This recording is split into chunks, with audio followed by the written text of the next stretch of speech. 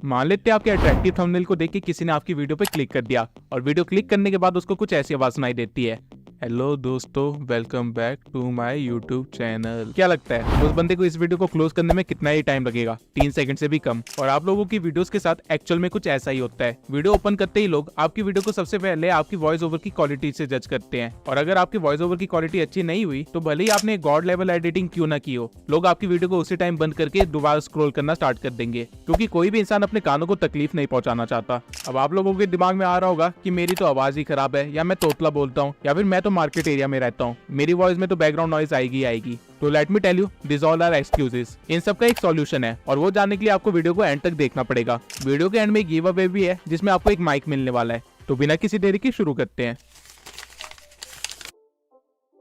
अब हम लोगों के पास एक प्रोफेशनल स्टूडियो तो है नहीं जहां हम जाके अपनी वॉइस को रिकॉर्ड कर सके, इसलिए हमारी वॉइस में कई बार एको भी आता है, कई बार बैकग्राउंड नॉइज भी होता है। लेकिन इन दोनों चीजों को एलिमिनेट किया जा सकता है। एको बेसिकली तब आती है जब आपके रूम में काफी ज्यादा खाली स्पेस हो जहाँ पे आपकी आवाज टकरा के रिफ्लेक्ट बैक होती है, जिसकी वजह से आपकी आवाज कुछ इस तरह की हो जाती है।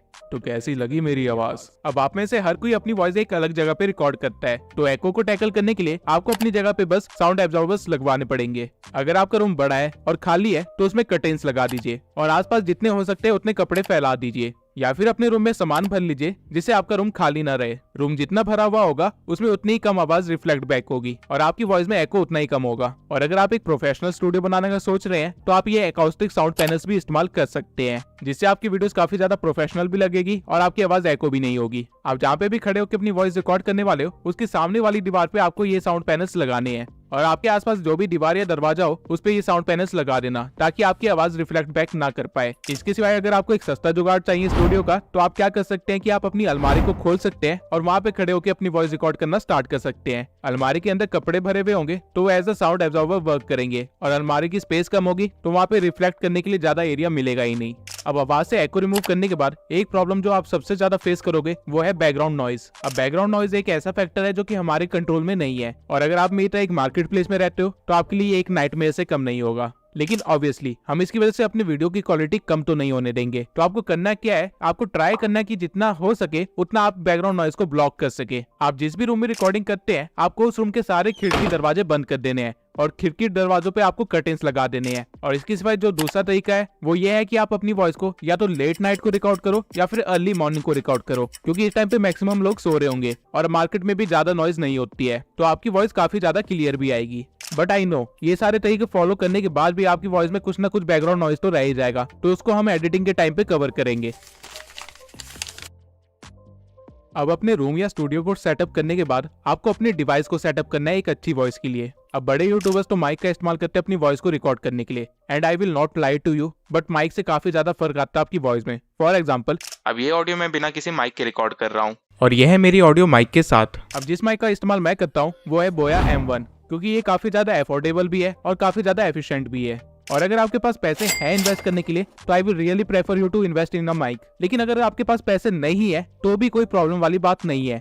मैंने अपने चैनल की स्टार्टिंग की 5 वीडियोस विदाउट माइक ही रिकॉर्ड की थी, और आप जाके उसकी वॉइस क्वालिटी देख सकते हैं। उस टाइम पे मैं अपनी वॉइस रिकॉर्ड करने के लिए एक एप्लीकेशन का इस्तेमाल करता था जिसका नाम है DAC-Force 2। अब आप जिस भी डिवाइस से अपनी ऑडियो रिकॉर्ड कर रहे हैं आपको उस डिवाइस को एक स्टेबल जगह पे रखना है, क्योंकि अगर आप उसको एक स्टेबल जगह पे नहीं रखेंगे तो आपकी ऑडियो के साथ कुछ ऐसा होगा। जब आप अपने फोन से आवाज रिकॉर्ड करते हैं तो आपने अपने फोन को हाथ में पकड़ा हुआ होता है, जिसकी पोजीशन हर एक ब्रेक के बाद चेंज होती रहती है, और ये चीज आपके वॉइस में साफ पता चलती है, शोइंग अनप्रोफेशनलिज्म। तो बेटर होगा आप अपने फोन को टिल्ट करके एक शेल्फ पे या फिर एक टेबल पे रख दीजिए, जिससे आपकी वॉइस में लेवल का फर्क नहीं आएगा। लेकिन स्टिल इसके बाद भी एक प्रॉब्लम जो आप लोग फेस करोगे वो है ये, जस्ट लाइक जैसे आपने मेरी आवाज में अभी एयर को सुना, ठीक वैसे ही आपके वॉइस ओवर में भी काफी ज्यादा फूक की आवाज आती है। तो अब इस चीज से छुटकारा कैसे पाएं? नॉर्मली जब भी आप एस या एफ वाले वर्ड बोल रहे होते हैं तो आपके मुंह से हवा भी निकलती है, जो कि आपका माइक रिकॉर्ड कर लेगा, क्योंकि आप अपने माइक के काफी करीब रह के वॉइस ओवर रिकॉर्ड कर रहे होंगे। तो अब इससे बचने के सिर्फ 2 ही तरीके हैं। पहला, या तो आप अपने फोन को इस तरह टिल्ट करके रखो कि वो डायरेक्टली आपके माउस से आवाज को कैप्चर करने की जगह नीचे से आवाज को कैप्चर करे, इससे आपके वॉइस ओवर में फूक वाला एलिमेंट नहीं आएगा। और दूसरा तरीका ये है कि आप थोड़े से पैसे खर्च करके एक माइक कवर खरीद लो, जो कि एज ए फिल्टर काम करेगा आपके वॉइस ओवर के लिए, और आपके मुंह से फूक वाली आवाज बिल्कुल भी कैप्चर नहीं होगी। लेकिन अगर आप पैसे खर्च नहीं करना चाहते हैं तो एक बहुत ही सस्ता जुगाड़ है। आपको सर्दी में पहनने वाले सॉक्स को लेना है और उससे अपने फोन के माइक को कवर कर लेना है और उसके बाद अपनी रिकॉर्डिंग स्टार्ट करनी है। ये भी बिल्कुल सेम काम ही करेगा और बिना पैसे खर्च हुए आप अपनी आवाज से फूक वाला एलिमेंट गायब भी कर लोगे। अब एको, बैकग्राउंड नॉइज, वॉल्यूम के लेवल और एयर को कंट्रोल करने के बाद जिस चीज का आपको ध्यान रखना है वो है आपका पोस्चर। अब रूम और अपने डिवाइसेस को सेट करने के बाद आपको उस चीज को सेट करना है जो कि आपका वॉइस जनरेटर है और वो और कोई नहीं, आप खुद ही हो। अब अगर वॉइस आपके गले से जनरेट हो रही है तो ऑब्वियस सी बात है कि वॉइस को सेट करने के लिए आपको खुद को भी सेट करना पड़ेगा। अब मैं ये नहीं कह रहा कि आपको दूल्हे राजा बन के तैयार होना है, बल्कि मैं कह रहा हूँ कि खड़े होकर अपनी वॉइस को रिकॉर्ड कीजिए। अगर आप बैठ के अपनी वॉइस को रिकॉर्ड करते हैं तो आपका शोल्डर एरिया आगे की तरफ टिल्टेड होता है और आपका चेस्ट कंप्रेस्ड होता है, जिसकी वजह से आपकी आवाज दबी दबी सी आती है। वहीं अगर आप खड़े होके अपनी स्पाइन को सीधा रखने के बाद एक लंबी सांस ले और फिर अपनी वॉइस रिकॉर्डिंग स्टार्ट करे तो आपकी वॉइस में काफी ज्यादा फर्क आएगा, क्योंकि आपके शोल्डर सीधे हो चुके होंगे, आपका चेस्ट एरिया इंक्रीज हो चुका होगा और आपकी वॉइस में एक डेप्थ फील होगी। इसके सिवाय अगर आप चाहते हैं कि आपकी वॉइस में ट्रेवल ज्यादा है, यानी आपकी वॉइस ज्यादा क्रिस्पी लगे, तो आपको अपनी वॉइस तब रिकॉर्ड करनी चाहिए जब आप जस्ट सो के उठे ही हो, क्योंकि उस टाइम पे आपकी आवाज काफी ज्यादा डीप होती है और ट्रेवल उसमें काफी ज्यादा होता है। और यही रीजन है कि लड़कियों को स्लीपी वॉइस पसंद आती है। सीक्रेट टिप पे रख लो। इसके सिवाय आप खाना खाने से पहले अपनी वॉइस रिकॉर्ड कर रहे हो या फिर खाना खाने के बाद अपनी वॉइस रिकॉर्ड कर रहे हो, ये भी एक बहुत ही इंपॉर्टेंट फैक्टर है, क्योंकि जब खाना खाने के बाद आप अपनी वॉइस रिकॉर्ड करते हो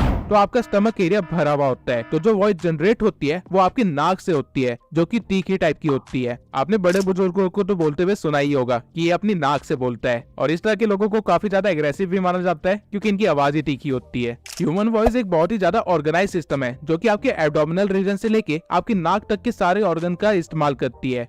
अगर आप सही तरीके से प्रैक्टिस करें तो इवन आप अपनी वॉइस को चेंज भी कर सकते हैं, लेकिन ये इस वीडियो का टॉपिक नहीं है। तो आपको बस इतना ध्यान रखना है कि आप खड़े होके अपनी स्पाइन को सीधा करके एक लंबी सांस लेने के बाद अपनी वॉइस को रिकॉर्ड करें, और अगर आप अपनी वॉइस में थोड़ा सा स्पाइस अप देना चाहते हो तो सोने के बाद अपनी वॉइस को रिकॉर्ड करना। इस सब के अलावा जब आप अपनी वॉइस को रिकॉर्ड कर रहे हो तो बीच बीच में पानी पीते रहना, वरना आपकी आवाज काफी ज्यादा ड्राई लगेगी, यानी कि आपकी वॉइस में एनर्जी कम होते हुए फील होगी। अब हमने सेटअप करने वाली जितनी भी चीजें थी वो सारी तो सेटअप कर ली, लेकिन अब आपको जिस चीज पे काम करना है वो है आपका वे ऑफ कम्युनिकेशन। क्या आपको पता है कि जब आप अपनी नॉर्मल लाइफ में बात कर रहे होते हो तो आप अनजाने में ही 3 ऐसे फैक्टर्स का इस्तेमाल करते हो जो कि आप वॉइस ओवर के टाइम भूल ही जाते हो। अगर सोचिए मेरी वीडियो कुछ इस तरह की साउंड करती तो क्या आप लोग मेरी वीडियो देखते? ऑब्वियस आंसर है नहीं। आप लोगों को कुछ सेकंड बाद ही नींद आने लग जाती। और वहीं अगर बाय चांस मेरी ऑडियो कुछ इस तरह साउंड करने लग जाए कि बहुत ही तेज हो, तब भी आप मेरी वीडियो को नहीं देखोगे, क्योंकि आपको कुछ समझ ही नहीं आएगा। वॉइस ओवर के दौरान आप लोग नर्वस हो जाने के कारण या तो बहुत तेज बोलने लगते हो या फिर बहुत ही धीरे बोलने लगते हो, जिससे आपकी वॉइस ओवर की क्वालिटी बिल्कुल ही खराब हो जाती है। तो ये चीज को आप सुधार सकते हो अगर आप ये अज्यूम करो कि आप सामने किसी बंदे से बात कर रहे हो। ऐसा करने के बाद आप अपने नॉर्मल पेस में बोलने लग जाओगे। अगर आप अज्यूम कर लेते हो कि आपका माइक एक रियल पर्सन है जिसे आप कुछ समझा रहे हो या फिर जिससे आप बात कर रहे हो, तो आपकी पेस ऑटोमेटिकली ही ठीक हो जाएगी। आपको इस पे ज्यादा मेहनत नहीं करनी पड़ेगी, लेकिन ऑब्वियसली ये चीज आप प्रैक्टिस के बाद ही सीख पाओगे। जब आप अपनी वॉइस ओवर्स को रिकॉर्ड कर रहे होते हो तब आपने किस चीज पे ज्यादा एम्फसाइज किया है, इससे काफी ज्यादा फर्क पड़ता है, क्योंकि वो वर्ड्स या पॉइंट्स ऐसे होते हैं जो कि वीडियो क्लोज करने के बाद भी आपकी ऑडियंस के दिमाग में बैठे रहते हैं। लेकिन किसी वर्ड को या सेंटेंस को एम्फसाइज कैसे करे? उसे ज्यादा जोर से बोल के नहीं, बल्कि सही ब्रेक लेके। अगर मैं अपने सेंटेंसेस को ऐसे बोलने लग जाऊं तो ये एम्फसाइज नहीं होगा बल्कि शाउटिंग होगी, लेकिन वही अगर मैं अपने सेंटेंस को कुछ इस तरह बोलूं तो ये एम्फसाइज करना होगा। अब जैसा कि आपने नोटिस किया, मैंने अपनी आवाज को ऊंचा नहीं किया बल्कि अपने वर्ड से पहले थोड़ा ब्रेक लिया और अपने वर्ड्स को भी थोड़ा स्ट्रेच कर दिया, जिससे आपके वॉइस ओवर में एक डेप्थ वाली फीलिंग आती है। अब लंबे ब्रेक लेने का मतलब ये नहीं होता कि आप कुछ बोलो और फिर इस तरह से स्टार्ट करो, बल्कि लंबे ब्रेक्स लेने का मतलब ये होता है कि आप कैजुअली वर्ड्स के बीच में जितना गैप रखते हैं उससे थोड़ा सा ज्यादा गैप रखना है। अब ये चीज आप टाइम के साथ प्रैक्टिस करते करते ही सीख पाएंगे। सोचो अगर वीडियो कुछ इस तरह चले जहाँ पे पेस भी ठीक है, वर्ड्स को एम्फसाइज भी कर रहे हैं, तो क्या मजा आएगा। वही सोचो अगर वीडियो को कुछ इस तरह रिकॉर्ड किया जाए जहाँ पे पेस भी ठीक है, वर्ड्स को एम्फसाइज भी किया जा रहा है और थोड़े बहुत इमोशंस भी हैं, तो क्या मजा आएगा?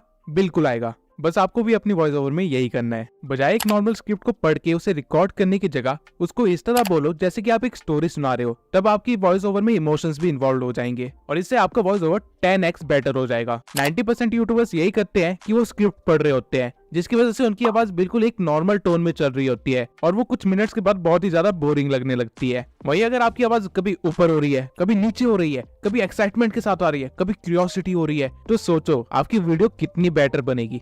अब हो सकता है ये आपको थोड़ा बहुत ड्रामेटिक लगे, लेकिन यही चीजें आपकी ऑडियंस को आपकी वीडियो में बनाए रखती है। आपको बस इसको ज्यादा नहीं करना है, लेकिन थोड़ा इस वे में करना है कि क्यूरियोसिटी दिखा पाओ, इमोशंस दिखा पाओ, जैसे कि मैं अभी कर रहा हूँ। अब अभी तक मैंने आपको जितने भी पॉइंट्स बताए वो सारे आपकी वॉइस रिकॉर्ड करने के लिए थे और ये सिर्फ 50% ही काम था। अब बचा हुआ 50% करेंगे हम एडिटिंग।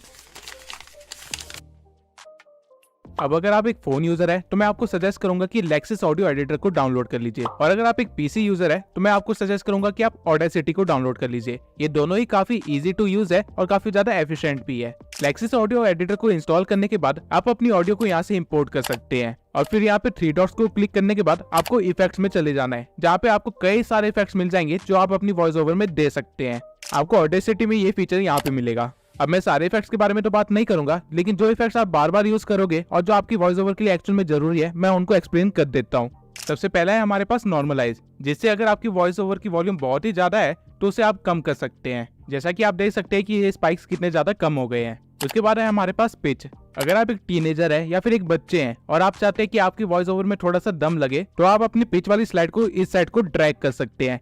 अब इस चीज को ज्यादा मत करना, वरना आपकी वॉइस ही खराब हो जाएगी। वहीं अगर आपकी वॉइस कुछ ज्यादा ही डीप है या फिर कुछ ज्यादा ही गहरी है, तो इस स्लाइडर को आप राइट साइड को ड्रैग कर सकते हो, जिससे आपकी वॉइस में थोड़ा सा कार्टूनिश या बच्चों वाला इफेक्ट आ जाता है। अगेन इसको ज्यादा ड्रैग नहीं करना है, वरना वॉइस खराब हो जाएगी। ये आप अपनी वॉइस के अकॉर्डिंग देख सकते हैं। पिच के बाद है हमारे पास नॉइज रिडक्शन। अब वीडियो की स्टार्टिंग में मैंने जो सारे ट्रिक्स बताए थे और जिसके बाद हमारे पास फिर भी बैकग्राउंड नॉइज बच गई थी, उसको आप यहाँ से रिमूव कर सकते हैं। जितना ज्यादा आप थ्रेशोल्ड को बढ़ाएंगे उतना ज्यादा ही वो बैकग्राउंड नॉइज को दबाएगा, लेकिन मेक श्योर ये भी अगेन ज्यादा मत करना, वरना वो आपकी वॉइस को भी कट करने लग जाएगा। उसके बाद है हमारे पास इक्वलाइजर एंड एम्पलीफायर। अब यही ग्राफ आपकी वॉइस के बेस एंड ट्रेबल को शो करता है। लेफ्ट साइड वाले जितने भी स्लाइडर्स है वो सारे आपके बेस को कंट्रोल करते हैं और राइट साइड वाले जितने भी है वो आपके ट्रेबल को कंट्रोल करते हैं। अब आप अपनी वॉइस के अकॉर्डिंग देख सकते हैं कि आपको बेस बढ़ाना है या ट्रेबल। अगर आप चाहते हैं कि आपकी वॉइस क्रिस्पी आए तो आप अपने ट्रेबल को बढ़ा सकते हैं। वहीं अगर आपको लगता है कि आपकी वॉइस ऑलरेडी काफी तीखी है तो आप अपने वॉइस में बेस को बढ़ा सकते हैं। अब ये टोटली आपके ऊपर है कि आपकी वॉइस कैसी है और आपको किस चीज को बढ़ाना है या कम करना है। अब इसके साथ आप आराम से एक्सपेरिमेंट कर सकते हैं और एक पूरा दिन लगा सकते हैं अपनी वॉइस को अच्छे से जानने के लिए, क्योंकि ये चीज आपको फ्यूचर में बहुत काम आएगी। अब इसके सिवाय यहाँ पे और कई सारे इफेक्ट्स हैं जिनको आप एक्सप्लोर कर सकते हैं, लेकिन इनकी जरूरत आपको नहीं पड़ेगी या फिर बहुत ही रेयरली पड़ेगी, तो ये टोटली आपके ऊपर है।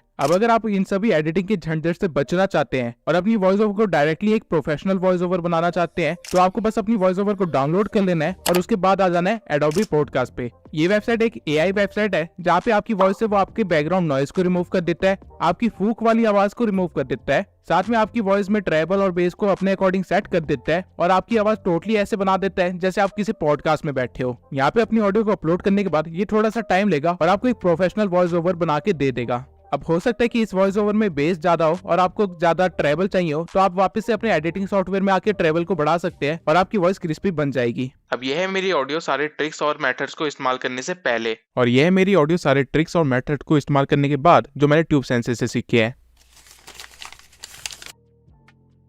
आई होप ये सारे मेथड इस्तेमाल करने के बाद आपकी वॉइस ओवर इंप्रूव होगी और आपकी वीडियो पे और भी ज्यादा व्यूज आएंगे। लेकिन आपकी मदद करने के लिए मैं आपको एक गिव अवे देना चाहता हूँ।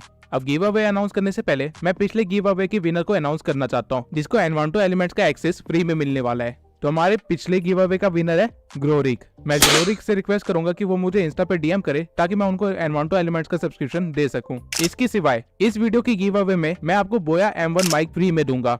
गिव अवे में पार्टिसिपेट करने के लिए बस आपको एक अच्छा सा कमेंट कर देना है और चैनल को सब्सक्राइब कर देना है, और ठीक इसी तरह मैं अगली वीडियो में विनर को अनाउंस करूंगा।